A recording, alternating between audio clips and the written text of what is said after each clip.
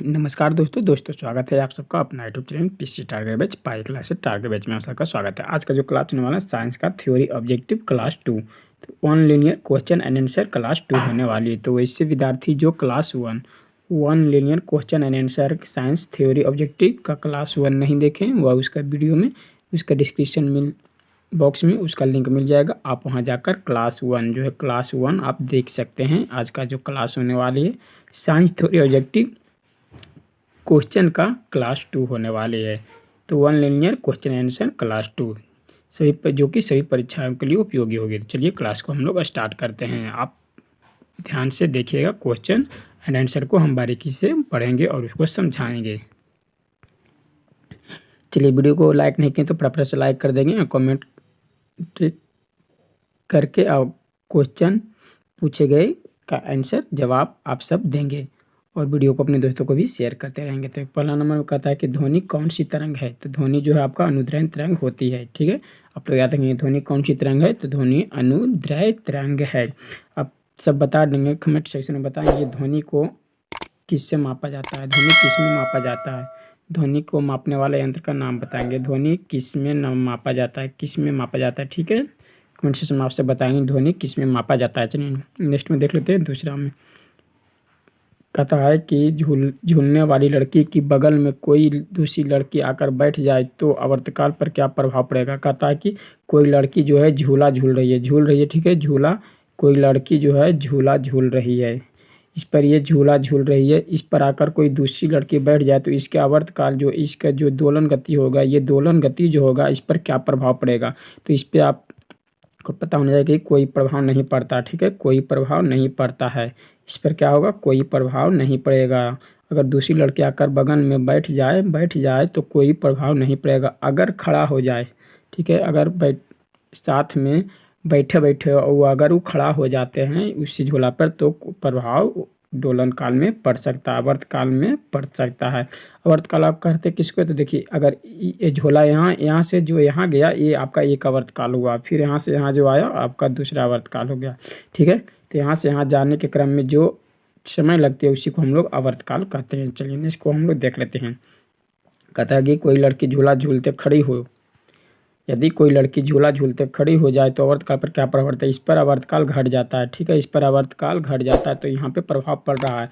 अगर कोई लड़की झूला झूल रही है, ठीक है, ये झूला झूल रही है, कोई लड़की यहाँ पे झूला झूल रही है, इस पे बैठी है, अचानक ये खड़ा हो जाए, लड़की अगर अचानक खड़ा हो जाती है तो इसका आवर्तकाल जो है ये दोलन अगर मान ली जाए, पहले दोलन यहाँ से लेके यहाँ तक कर रही है दोलन, तो इसका जो है दोलन आवर्तकाल घट जाएगी, ये यहाँ से लेके यहाँ तक ही कर पाएगी अगर ये डायरेक्ट खड़ा हो जाती है तो। ठीक है, तो आवर्तकाल पे घट जाता है। तो क्वेश्चन आपको क्या करती है, इस प्रकार क्वेश्चन आपका अक्सर एग्जाम में पूछे जाते हैं। यदि कोई लड़की झूला झूलते खड़ी हो जाए तो आवर्तकाल पर क्या प्रभाव रहता है, आवर्तकाल जो है घट जाएगी। ठीक है, आवर्तकाल घट जाती है, आवर्तकाल क्या होती है, घट जाती है। चलिए नेक्स्ट क्वेश्चन देखते हैं। कहता है कि गर्मी में लोलक की लंबाई पर क्या प्रभाव पड़ता है। गर्मी में लोलक की लंबाई पर क्या प्रभाव पड़ता है, तो ये बढ़ जाता है। देखिए ये सब एग्जाम में अक्सर एग्जाम में पूछे जाते हैं, ये सब प्रश्न आपको अक्सर एग्जाम में देखने को मिल जाएगी, तो आप लोग ध्यान से देखेंगे और याद कर लेंगे। तो गर्मी में लोलक की लंबाई पर क्या प्रभाव पड़ता है, तो लंबाई बढ़ जाती है। ठीक है, लंबाई क्या होती है, बढ़ जाती है। चलिए नेक्स्ट देख लेते हैं। कहता है 20 हर्ट्ज से नीचे आवृत्ति वाली ध्वनि तरंग को क्या कहते हैं, तो अवस्रव तरंगे कहते हैं। ठीक है, अवस्रव 20 हर्ट्ज से नीचे यानी कि 20 हर्ट्ज से 20 हर्ट्ज से नीचे अगर तरंगे रहेगी तो इसको हम लोग अवस्रव तरंगे कहेंगे। इसी प्रकार अगर कहता है कि 20 हर्ट्ज से 20,000 हर्ट्ज के बीच का आवृत्ति वाली तरंगों को क्या करें, तो ये श्रव तरंगे कहलाती है, ये श्रव तरंगे कहलाती है। इसी प्रकार क्वेश्चन करते हैं कि 20,000 से ऊपर, देखिए 20,000 से ऊपर तरंगों को क्या कहते हैं, ये प्रस्रव तरंगे कहती है। तो ये क्या कहलाती है, प्रस्रव तरंगे कहलाती है। ये देखिए आपका तीन अक्सर एग्जाम में पूछे जाते हैं, तीन जो है आपको एग्जाम में, श्रव तरंगे, अवस्रव तरंगे, अप्रस्रव तरंगे। तो श्रव तरंगे किसे कहेंगे और अवस्रव तरंगे कहेंगे, अप्रस्रव तरंग किससे कहते हैं, आपको मैं बता दिया हूँ, ये याद रखेंगे अक्सर एग्जाम में पूछे थे। ये आपको दे देगी। ठीक है, ये आपको डाटा दे देती है, ऑप्शन में कह देती है कि 20,000 से ऊपर वाले तरंगों को क्या कहते हैं, श्रव, प्रस्रव, इनमें से कोई नहीं। ठीक है, श्रव, प्रस्रव इनमें से कोई नहीं, तो आपको ऑप्शन याद रखनी है कि 20,000 से अगर ऊपर की ओर रहेगी तो इसको प्रस्रव कहेंगे। 20 हर्ट्ज से लेके 20,000 के बीच में अगर रहती है, 20,000 के बीच में, ठीक है, 20 हर्ट्ज से लेके 20,000, 20,000 के अगर बीच में रहती है तो ये कहलाएगा स्रव तरंगे। क्या? स्रव तरंगे। और यही आपका अगर 20 हटा जिससे नीचे की ओर रहती है तो ये आपका अवस्रव तरंगे कहलाती है। क्या? अवस्रव तरंगे कहलाती है। आप लोग याद रखेंगे। चलिए नेक्स्ट क्वेश्चन देख लेते हैं। कहते हैं कि समुद्र की गहराई का पता लगाने के दूध के अंदर समुद्र की गहराई का पता लगाने, दूध के अंदर के हानिकारक जीवाणुओं को नष्ट करने, गठिया रोग के उपचार एवं मस्तिष्क के ट्यूमर का पता लगाने में किस तरह का उपयोग किया जाता है? बहुत ही अच्छे ये प्रश्न है। ठीक है, यहाँ पे डायरेक्ट आपको पूछ सकता है कि यहाँ पे क्वेश्चन करता है कि समुद्र की गहराई का पता लगाने में किस तरह का उपयोग किया जाता है। ये आपका एक क्वेश्चन होगा। यहाँ देखिए, दूध के अंदर के हानिकारक जीवाणुओं को नष्ट करने में किस तरह का उपयोग किया जाता है। दूसरा क्वेश्चन हो गया। तीसरा आपका गठिया रोग के उपचार में किस तरह का प्रयोग किया जाता है। ये आपका चौथा क्वेश्चन हो गया। आप देखिए, मस्तिष्क के ट्यूमर में को पता लगाने में किस तरह का उपयोग किया जाता है। तो ये देखिए 3 से 4 क्वेश्चन इसमें आपको बन रही है। इस प्रश्न में आपको 3 से 4 क्वेश्चन बन रही है। तो किस तरह का प्रयोग किया जाता है ये देखते हैं। तो आपका जो है प्रस्रव तरंग का प्रयोग किया जाता है। किसका? प्रस्रव तरंग का। तो याद रखेंगे कि किसका? प्रस्रव तरंग का प्रयोग किया जाता है। चलिए नेक्स्ट क्वेश्चन देख लेते हैं। कहता है यदि नीचे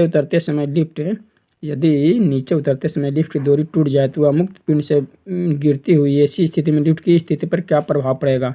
मान लीजिए ये कोई लिफ्ट है। ठीक है, ये लिफ्ट है, ये ऊपर की ओर जा रही है, ये ऊपर की ओर है। अचानक इसका जो ये डोरी होता है ये टूट जाए, या तो ये फ्री मूड से ये नीचे गिरेंगे तो इसके प्रभाव क्या पड़ेगा? तो पिंड पर क्या प्रभाव पड़ेगा? तो इस पर देखिए क्या प्रभाव पड़ेगा। तो इस पर आपको शून्य प्रभाव पड़ेगा। आते कोई करा की स्थिति में लिफ्ट की स्थिति का पिंड का भार क्या होगा? जो लिफ्ट का ये भार है, इसका भार क्या होगा? डोरी टूटने पर, तो इस पर कोई भार नहीं होगा, ये शून्य हो जाएगा। ठीक है, ये शून्य भार से नीचे की ओर गिरेगा। याद रखेंगे कि लिफ्ट का अगर कोई डोरी टूट जाती है तो इस पर भार पर कोई प्रभाव नहीं पड़ेगा, शून्य रहेगा। चलिए इसमें कहते हैं जब बर्फ पानी में तैरता है तो उसके आयतन का कितना भाग पानी के ऊपर रहता है? तो 1/10 भाग रहता है। देखिए ये अक्सर एग्जाम में पूछ जाते हैं। तो कितना भाग रहता है? तो 1/10 भाग रहता है। 1/10 भाग रहता है किसके ऊपर? तो पानी के ऊपर। किसके ऊपर? तो पानी के ऊपर आपका 1/10 भाग रहता है। आप सब ध्यान से देखे होंगे, कभी नदी में देखे होंगे या तालाब में, अगर कोई लकड़ी का गट्ठा इतना बड़ा अगर आप फेंक देते हैं, देखिए कुछ भाग ऊपर वाला दिखाई देगा और कुछ भाग नीचे डूबा हुआ रहेगा। तो यही आपका जो है पानी का 1/10 भाग जो होता है पानी के ऊपर रहता है। 1/10 भाग कितना? 1/10 भाग आप लोग प्रैक्टिकली करके देख सकते हैं। ठीक है, नदी में या तालाब में कोई लकड़ी का गट्ठा फेंकिएगा तो वो पूर्णतः नहीं डूबेगा। ठीक है, आधा ऊपर दिखाई देगा और आधा नीचे डूबा हुआ रहेगा। चलिए नेक्स्ट देख लेते हैं। एक्स किरणों की खोज किसने की? काफ़ी इंपॉर्टेंट प्रश्न है कि एक्स किरणों की खोज किसने की? तो रॉन्टगेन महोदय ने किए थे। एक्स किरण की खोज किसने किए थे? तो रॉन्टगेन महोदय ने किए थे। नेक्स्ट में कहते हैं परावैज्ञानिक किरण की खोज किसने किए थे? रिटर्न महोदय ने किए थे। परावैज्ञानिक किरण, ठीक है, परावैज्ञानिक किरण की खोज किसने किए थे? तो रिटर्न महोदय ने किए थे। देखिए नेक्स्ट में कहता है कि अवरक्त विकिरण की खोज किसने किए थे? अवरक्त विकिरण की खोज किसने किए थे? हर्शेल महोदय ने किए थे। अवरक्त विकिरण की खोज किसने किए थे? हर्शेल महोदय ने किए थे। नेक्स्ट क्वेश्चन देख लेते हैं। सबसे अधिक किस माध्यम होती है? तो आपका ठोस में होती है। देखिए एग्जाम में अक्सर पूछा जाता है कि सबसे अधिक ध्वनि की चाल किसमें होता है? ठोस, द्रव, लिक्विड में। ठीक है, ठोस, द्रव या इनमें से कोई नहीं। तो आपका ठोस में जो होता है ध्वनि की चाल सबसे अधिक होता है। किसमें होता है ध्वनि की चाल? तो ठोस में आपका होता है। ठोस में आपका होता है। ठोस पदार्थ में जो है ध्वनि की चाल सबसे अधिक होता है। याद रखेंगे। चलिए नेक्स्ट क्वेश्चन देख लेते हैं। ध्वनि की चाल सबसे कम किसमें होता है? तो ध्वनि की चाल सबसे कम किसमें होता है? तो गैस में होता है। ठीक है, लिक्विड में आपका, द्रव यानी कि गैस में आपका हो जाएगा। गैस में क्या होगा? गैस। ध्वनि की चाल सबसे कम किसमें होगा? तो गैस में। याद रखेंगे कि गैस में हो जाएगा। चलिए नेक्स्ट क्वेश्चन देख लेते हैं कि अंतरिक्ष यान से अंतरिक्ष यात्री को आकाश काला दिखाई देता है पड़ेगा। अंतरिक्ष यान से अंतरिक्ष यात्री को आकाश कैसा दिखाई पड़ेगा? तो ये आपका काला दिखाई पड़ेगा। अंतरिक्ष से जब अंतरिक्ष यात्री देखता है पृथ्वी की ओर तो वो कैसा दिखाई पड़ता है? तो काला दिखाई पड़ता है। नेक्स्ट में कहते हैं प्रकाश वर्ष क्या है? देखिए ये काफ़ी इंपॉर्टेंट प्रश्न है, अक्सर एग्जाम में पूछा जाता है कि प्रकाश वर्ष क्या है ये? तो ये खगोल दूरी मापने का मात्रक है। प्रकाश वर्ष क्या है? तो खगोल दूरी मापने का मात्रक है। ये देखिए इस प्रकार का प्रश्न पूछता है कि प्रकाश वर्ष है, दूरी है, चाल है, टाइम है। ठीक है, क्या है ये, इस प्रकार का प्रश्न दिया जाता है। तो आपका जो प्रकाश वर्ष है ये एक दूरी है, ठीक है, ये खगोल दूरी मापने का एक मात्रक है। प्रकाश वर्ष तो दूरी होता है, प्रकाश वर्ष अक्सर एग्जाम ये पूछे जाते हैं, VVI प्रश्न ये बन जाते हैं, मोस्ट वेरी वेरी प्रश्न बन जाते हैं। नेक्स्ट में कहते हैं हीटर का तार किसका बना होता है। देखिए हीटर का तार किसका बना होता है, तो ये नाइक्रोम का बना होता है। आप सभी के घर में अगर हीटर जो है वो तार वाला हीटर, ठीक है, तार वाला देखिएगा इस प्रकार स्प्रिंग के सिस्टम में इस प्रकार होता होगा, इस प्रकार तार एक रहता है। तो ये जो है किसका बना होता है, तो ये नाइक्रोम का बना होता है। ये क्या इसका, तो नाइक्रोम का बना होता है हीटर का तार। नेक्स्ट क्वेश्चन, परमाणु बम किस सिद्धांत पर कार्य करता है। परमाणु बम किस सिद्धांत पर कार्य करता है, तो नाभिकीय विखंडन पर। तो आप सब बता देंगे परमाणु बम की खोज कब हुआ था, परमाणु बम का खोज कब हुआ था और किन्होंने किए थे। परमाणु बम का खोज कब हुआ था और किन्होंने किए थे। परमाणु बम का किस सिद्धांत पर कार्य करता है, तो नाभिकीय विखंडन पर कार्य करता है, याद रखेंगे, अक्सर एग्जाम में पूछा जाता है। आप कमेंट सेक्शन में बताएंगे कि परमाणु बम का खोज कब हुआ था। नेक्स्ट में कहता है हाइड्रोजन बम किस पत्ती पर कार्य करता है, तो नाभिकीय संलयन पर। देखिए यहाँ पे परमाणु बम दे रहा था, यहाँ पे हाइड्रोजन बम दे रहा है, पत्ती पर कार्य करता है। तो ये दो काफ़ी इंपॉर्टेंट प्रश्न बन जाते हैं, ठीक है, ये VVI प्रश्न बन जाते हैं। एक परमाणु बम किस सिद्धांत पर कार्य करती है, एक हाइड्रोजन बम किस सिद्धांत पर कार्य करते हैं, नाभिकीय संलयन पर करते हैं। कौन, हाइड्रोजन बम और ये परमाणु बम नाभिकीय विखंडन पर, हाइड्रोजन बम दो नाभिकीय संलयन पर, ठीक है। परमाणु यानी कि परमाणु यानी कि परमाणु ने करता है क्या, विखंडन, और हाइड्रोजन बम करता है संलयन। ये याद रखें, कन्फ्यूजन नहीं खाइएगा, तो ठीक है। तो हाइड्रोजन बम किस सिद्धांत पर कार्य करता है, तो नाभिकीय संलयन पर काम करता है। आप सब बता दीजिए कि हाइड्रोजन बम की खोज कब हुआ था, खोज आप बता देंगे हाइड्रोजन बम की खोज कब हुआ था और किसने किया था। हाइड्रोजन बम की खोज किसने किया था, खोज कब हुआ था और किसने किया था हाइड्रोजन बम का, और परमाणु बम का भी बता देंगे। तो नेक्स्ट क्वेश्चन देख लेते हैं। कहता है कि सूर्य की ऊर्जा में कौन सी क्रिया होती है। सूर्य की ऊर्जा में कौन सी क्रिया होती है, देखिए नाभिकीय संलयन होते हैं, याद देखेंगे, सूर्य की ऊर्जा में नाभिकीय संलयन की क्रिया होती है। आपसे बताएंगे कि सूर्य की ऊर्जा में यानी कि सूर्य में सबसे ज़्यादा मात्रा में कौन सी गैस पाया जाता है, गैस का नाम बता देंगे जो सबसे ज़्यादा मात्रा में पाया जाता है सूर्य में, सूर्य की ऊर्जा में, तो कौन सी गैस पाया जाता है, ठीक है। आप लोग क्या गैस का नाम बताना है, गैस का नाम बताना है, सूर्य में कौन सी सबसे ज़्यादा गैस पाया जाता है, ठीक है। आप सब बता देंगे कमेंट सेक्शन में। नेक्स्ट देख लेते हैं, ध्वनि तरंगे कैसी तरंगे है, ध्वनि तरंगे कैसी तरंगे है। देखिए आयंत्रिक तरंग, देखिए अनुदैर्ध्य तरंग, देखिए फर्स्ट प्रश्न आपका ही था। तो ध्वनि तरंगे कैसी तरंग है, तो अनुदैर्ध्य तरंग है, इसको हम लोग अयांत्रिक तरंग भी कहते हैं, आप लोग याद रखेंगे, अयांत्रिक तरंग, ठीक है, अयांत्रिक तरंग। ध्वनि तरंगे कैसे तरंग है, तो अयांत्रिक तरंग है, अनुदैर्ध्य तरंग है। चलिए नेक्स्ट क्वेश्चन देखते हैं। आकाश का नीला रंग किस कारण से दिखाई देता है, तो प्रकीर्णन के कारण से, ठीक है। स्काइट्रिनिंग जिसे इंग्लिश में क्या कहते हैं, स्काइट्रिंग, यानी कि प्रकीर्णन के कारण आकाश का नीला रंग किस कारण दिखाई होता है, तो प्रकीर्णन के कारण। चलिए नेक्स्ट देख लेते हैं कि AC को DC में बदलने में AC को DC के किसके बदला जाता है, AC को DC में किसके द्वारा बदला जाता है, तो ये आपका डिस्टकार यानी कि रेक्टिफायर, जिसे हम लोग इंग्लिश में रेक्टिफायर कहते हैं, ठीक है, रेक्टिफायर। AC को DC में ये बदलने का कार्य करती है, यानी कि डिस्टकारी रेक्टिफायर। आप सबके घरों में सभी को चार्जर होगी, ठीक है, मोबाइल चार्ज करने वाला जो मोबाइल होता है वो चार्जर होता है, देखिएगा आप, वो AC लेती है, ठीक है, AC लेती है, लेकिन जो मोबाइल चार्ज करती है ना वो DC से करती है। मोबाइल चार्ज कैसे करती है, DC से चार्ज करती है। मोबाइल चार्ज किससे करती है, DC से चार्ज करती है। तो जो चार्जर में लगा होता है वो ये देखिए रेक्टिफायर लगा होता है, वो AC लेती है, और वो AC लेती है, ठीक है, और आउटपुट करती है DC। Mobile charger mobile charger किसका होती है, AC से DC आउटपुट करती है, उसमें रेक्टिफायर लगा हुआ होता है सभी आपका मोबाइल चार्जर में, ठीक है, तो यह याद रखेंगे। चलिए नेक्स्ट देखते हैं। पानी से भरी बाल्टी में छड़ी को डालने पर टेढ़ी दिखाई पड़ने का क्या कारण है, तो यह इसका कारण होगा प्रकाश का अपवर्तन, ठीक है। आप लोग प्रकाश का प्रवर्तन अपवर्तन पढ़े होंगे, तो वो आपका प्रकाश का अपवर्तन के कारण जो होता है, ये आपका पानी में भरी बाल्टी छड़ी को डालने पर दिखाई पड़ती है कैसा, टेढ़ी दिखाई पड़ती है, टेढ़ी, ठीक है, तो प्रकाश के अपवर्तन के कारण।